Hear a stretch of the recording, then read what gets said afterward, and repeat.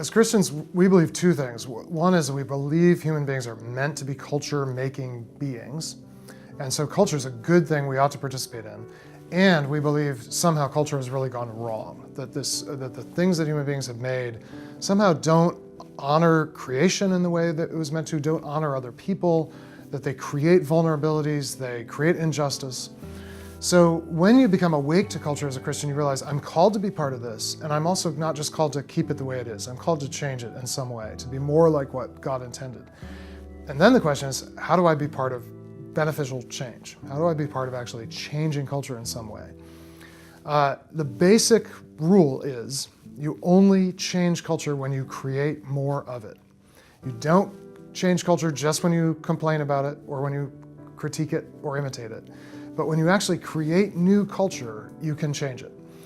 All culture changes through the addition of new cultural artifacts, new cultural institutions, new patterns of life. So what we're called to do is look in the immediate area around where we are, where we live, the neighborhood where you live, the school, maybe where your kids go or where you go if you're a student, the place where you work, and ask, what's missing here? That means that people are missing out on the best of what's meant for them.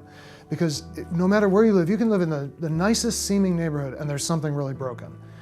And so the Christian's particular calling is to attend to what's broken and then not just criticize it, and not just say, well, I'll invite people to church and we'll fix it there, but actually say, no, I'm going to enter into this system and add something that could help remedy what's missing.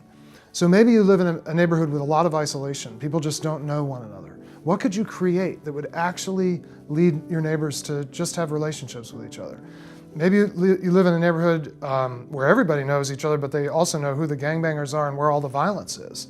And then you have to ask, what can we create to end the cycle of violence outside our front steps?